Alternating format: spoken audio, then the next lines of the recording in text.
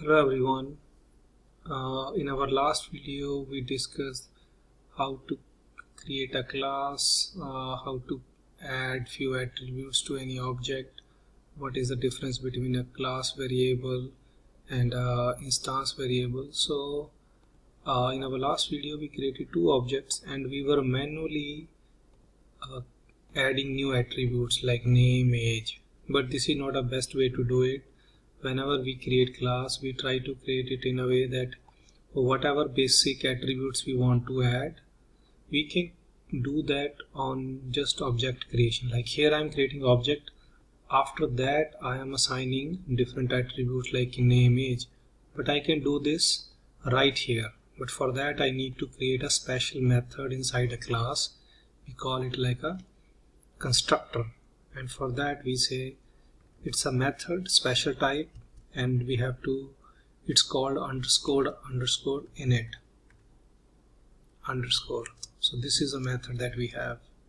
This works like a constructor, so that means it helps us in creating instance variables for the object or any properties of the object. For example, if I want to create name and age on object creation, I can do that, but without this I can't do it.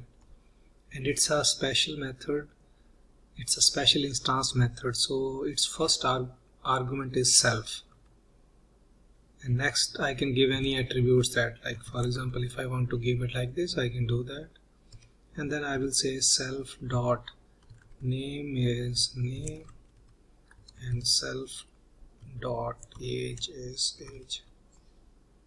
So now I don't need to give like name and age here. Now I can do the same. I can simply give the name of the name here and age here. So now I don't have to write these extra two lines. I can do this in one shot. So that is the advantage of this. So this is what we call a special method. This works like a constructor. Constructor means it helps us in creating an object and assign attributes the moment object is created. So that is a better way of doing it. So now whenever I want to create object, I can pass these parameters. So here I have 3 arguments, okay, but here I am passing only 2. So the self is a special argument that we don't need to pass. Self means it refers to the current object. Self refers to the current object. That means whatever object we are using, this refers to that object. Like in this case, it refers to student object. I don't need to pass it here. Okay.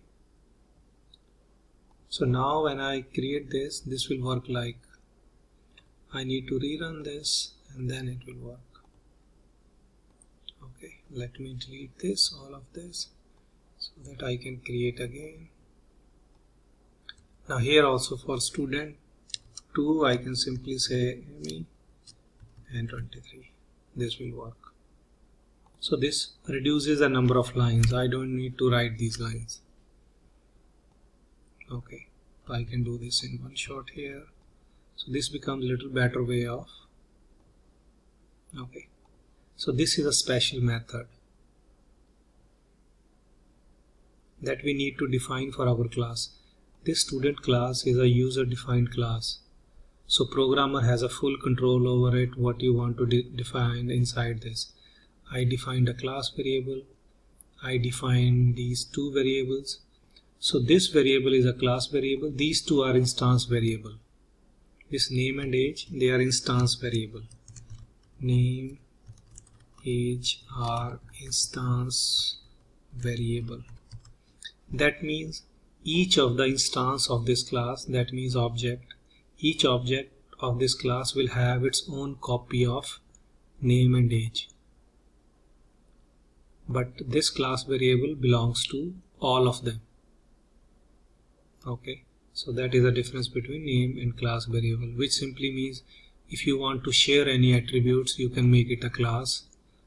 Okay, if you want it some attributes that should belong to every object, you can make them instance, and you want to assign these instance variables on the moment you create object like here, then you need to define this special method called underscore underscore init. Okay, so like this there are many other methods that we can define for our class, because this is our class. Like for example, if I don't define this init method for our class, I will not be able to create object like this. I have to manually add name, age. So let's suppose I want to create 10 objects. So I want to write one line then for object creation and 2 lines for name and age. So for per object I need to write 3 lines. So if I am creating 10 objects, I need to write 30 lines. In this case I just need to write 10 lines. So it reduces the number of code if we create this special method. But we have to create this inside a class. That's why this is inside a class. So like this there are few other methods. So let's suppose if I say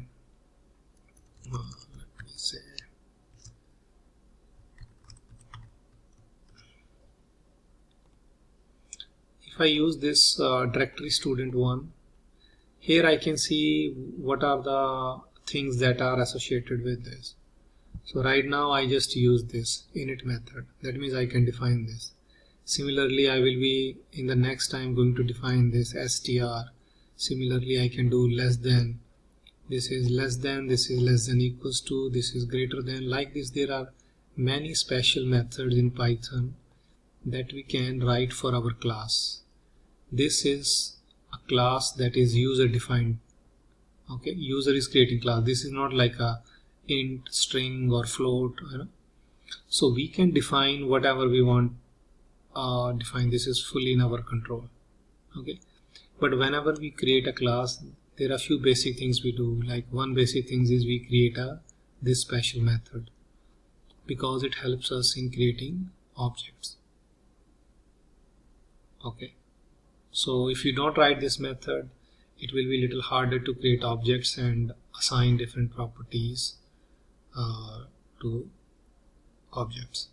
Okay, so I will stop here for this video. In next video we will talk about few other methods related to classes. Thank you.